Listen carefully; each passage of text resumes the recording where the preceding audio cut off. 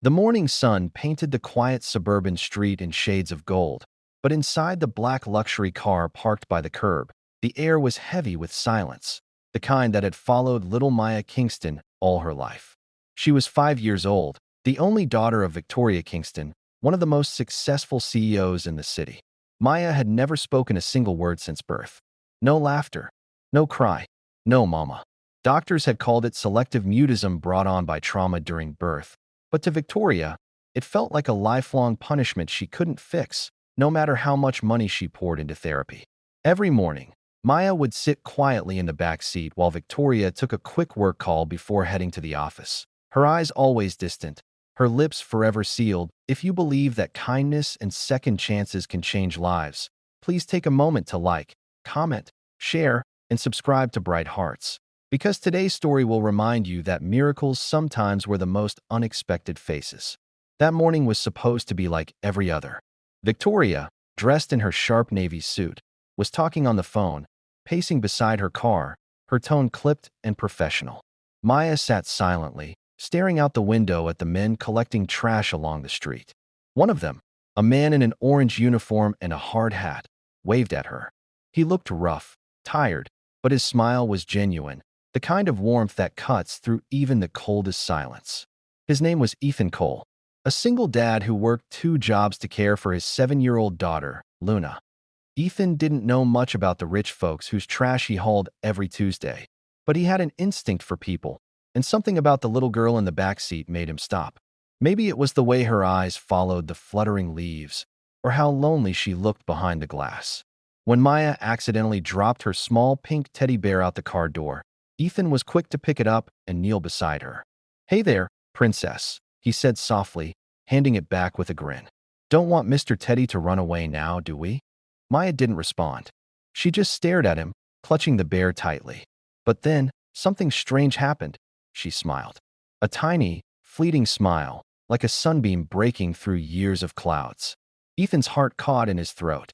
He didn't know why, but that small moment felt important. Victoria, distracted by her phone, barely noticed.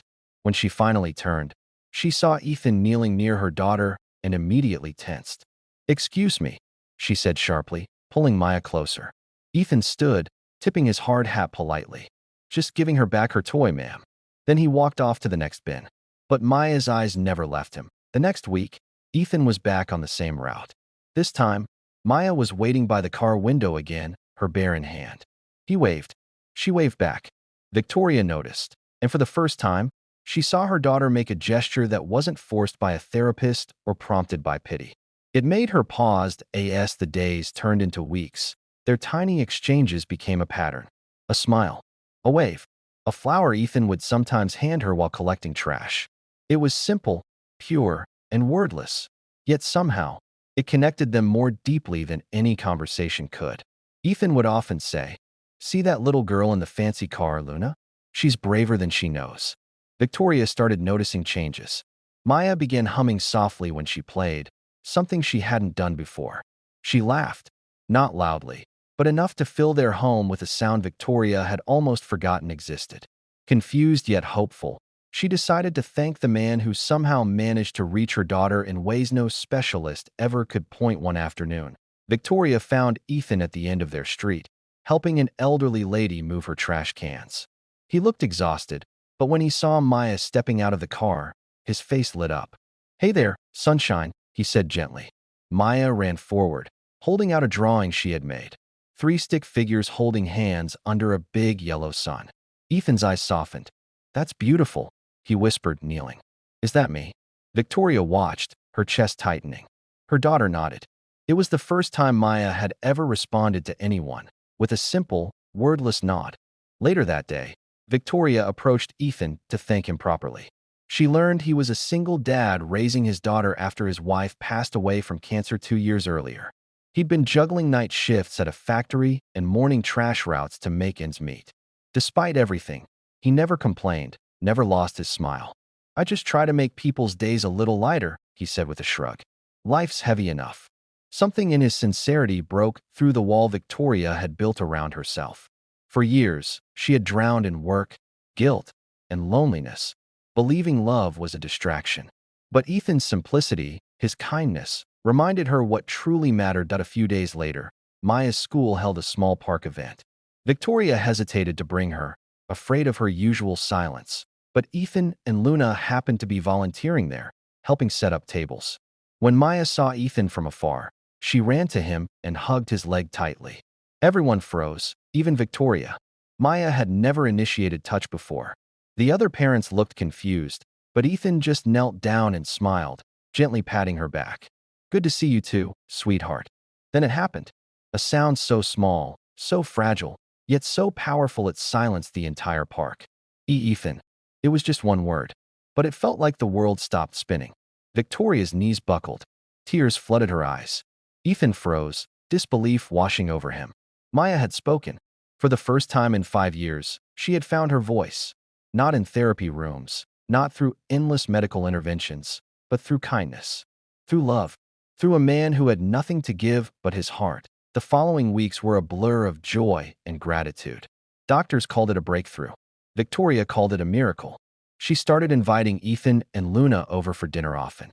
What began as simple friendships slowly blossomed into something deeper, a bond built on compassion, shared struggles, and mutual respect. Maya adored Luna, and the two girls became inseparable. Victoria found herself laughing again, something she hadn't done in years. One evening, as the sun dipped behind the trees, Maya sat between Ethan and her mother in the garden, playing with daisies. "Daddy," she said softly, looking up at Ethan. He froze, eyes wide, unsure if he heard right. "You're my daddy now?" Victoria's hand flew to her mouth, tears spilling freely. Ethan looked at Maya, then at Victoria, his heart full. "If it's okay with your mom, I'd love that," he whispered. Victoria nodded through tears. "It's more than okay," she said quietly. And just like that, a broken family found its missing piece. Not through wealth or status, but through the simple act of kindness from a man everyone overlooked. Months later, Ethan stood beside Victoria at Maya's school event. The teacher called Maya on stage to speak her first public words. The crowd fell silent as she looked out and said, "Thank you, Ethan, for helping me find my voice." The applause that followed wasn't just for Maya. It was for the power of compassion, for second chances, for the reminder that sometimes angels wear orange vests and come from the most unexpected places. If this story touched your heart, please don't forget to like, share, and subscribe to Bright Hearts. Your support helps us keep sharing stories that prove love and kindness can change lives.